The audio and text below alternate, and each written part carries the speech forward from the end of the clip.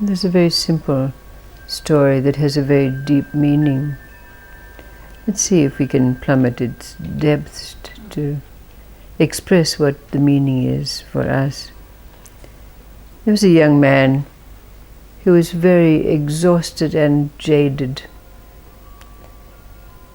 His life was filled with responsibilities. He had a wife and 2 children. The elder boy had worrying behavioral difficulties, and the younger son was fretful. He had a very demanding and stressful job. So he decided to go to a monastery where there was a renowned abbess who was known for her wisdom, and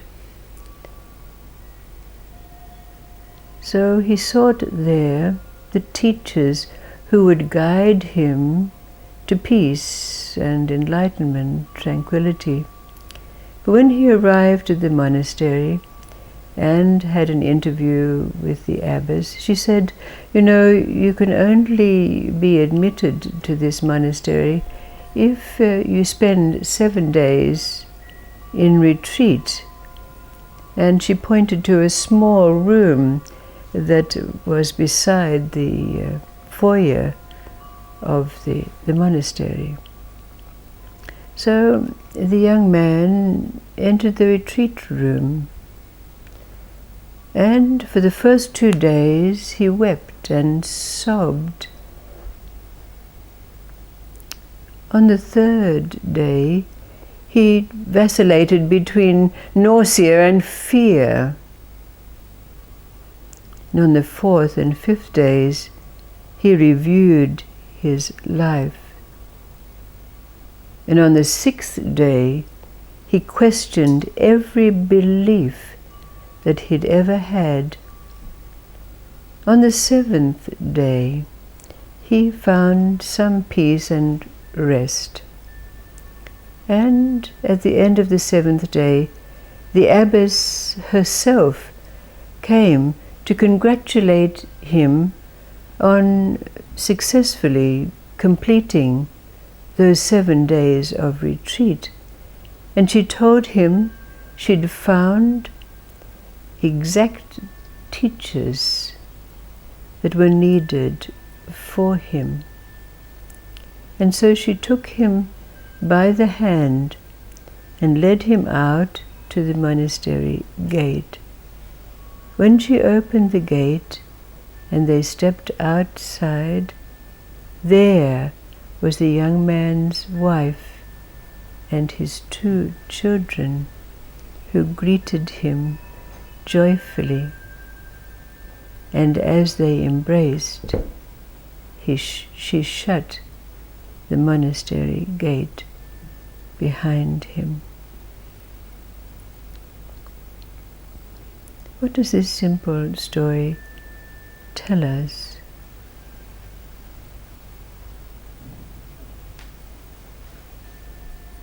Looking at our own life, when we seek so desperately to find a place away from the responsibilities of life, away from being jaded, the stress of interactions.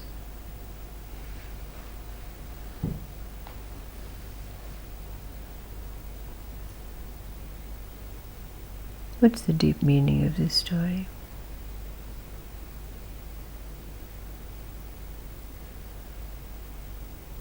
It's all there. Yes, in life. It's all there with the Spirit. It's all there. You don't need any outside help. Yes. Life is our greatest teacher. So what is it It's in like, this?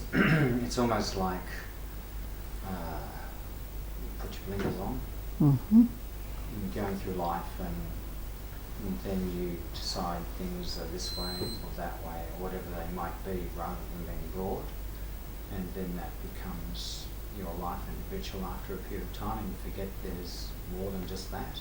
Mm-hmm.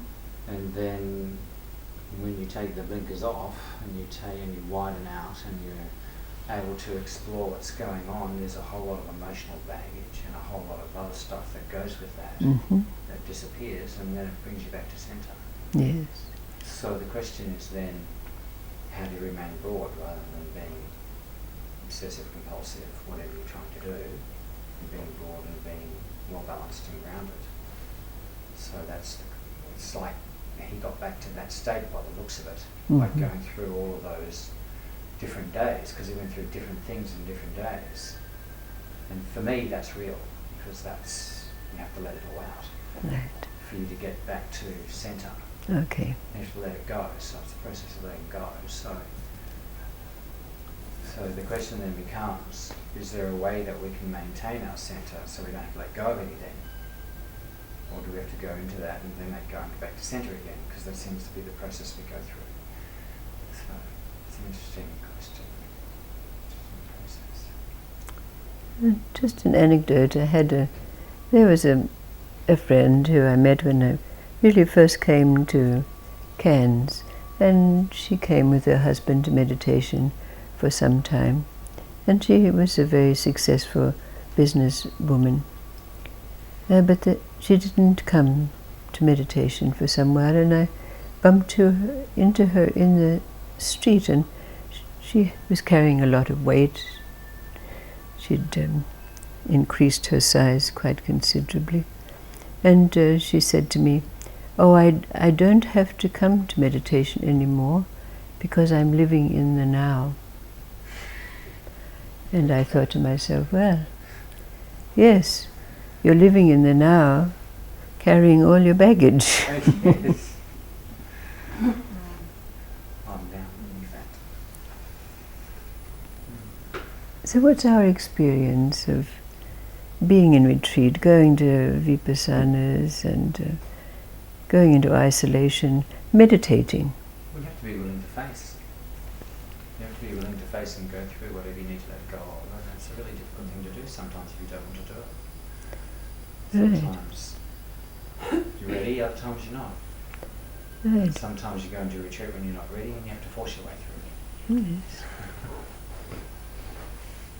It's fascinating, isn't it? What's the biggest thing that's happened to us on our spiritual path? Biggest thing, acceptance. Mm-hmm. You know, where you are and what's happening, and being with it. Mm-hmm. I think because you learn meditation and all of these other things, but when you can actually enter, I suppose it's stepping into the fire. Okay. Stepping into the fire Mhm. and of what's occurring at the time, be that emotions or even thoughts at times. You have to be here now. Be here now. Yeah. That's all. That's all. Yeah. And that's the same every day for everyone in the world. Be here now. And be present with yourself, though. You know, it's. I mean, to me, it's what's that saying? The only way out's in. Mm-hmm. And it's all well and good to talk about ideals, and they're great to talk about. Mm-hmm. But practicing them and doing it's a completely different story. Mm-hmm. Especially if you're involved in the world in one way or another, and you've got two worlds directly opposing each other. Mm-hmm. And being able to sort and balance that out in your own life is not like going to your auntie's home. Mm-hmm. It's quite a challenge. And so to actually meet that challenge head on means you have to be very real, rather than just stating, well, we need to be like this. Then the practical reality of being like that's a different story, and it takes a lot of effort. Mm-hmm. Because it's so easy to get caught up in the world, and the world actually invites you to get caught up in it. And so remaining free from being caught up, that's the ideal.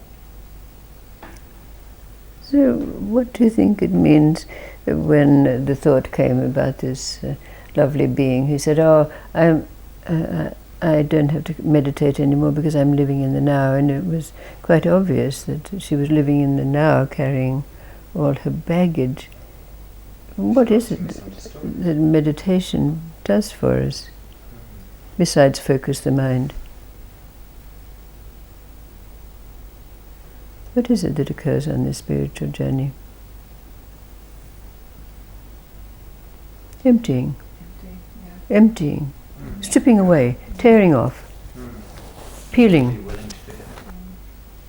As soon as we turn inward, we start a process of emptying. Yeah, and if you don't want to do that, denial's a really good option. Oh, it certainly is. I'm living in the now. Yeah. But I'm jaded and I'm stressed and I'm still desirous, etc., etc., etc. So without that process, living in the now is not going to be of any benefit to you at all, is it? No. None at all. You think there's benefit? What she did? Yes, or at least you're present. She wasn't facing or letting go of anything, so really helping her forward. But without that process of emptying, it's not going to really do anything for you, is it? Well, when he went into retreat, first of all he had to be willing to go into that. Because when someone goes and says sit in the room for 7 days, it's pretty full on. Yes. Well, what was the point? Where did we come to? Did we get to the point where I can't do this anymore? This is enough. I can't take this anymore. Exactly. You have to be ready.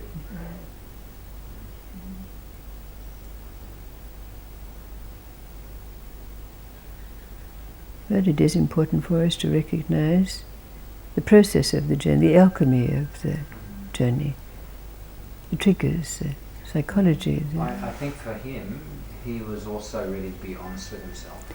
Yes. And he was also ready to admit where he was at. Yes. And he recognised he wasn't where he wanted to be. Yes. And he needed to change that. And he went through the process of emptying.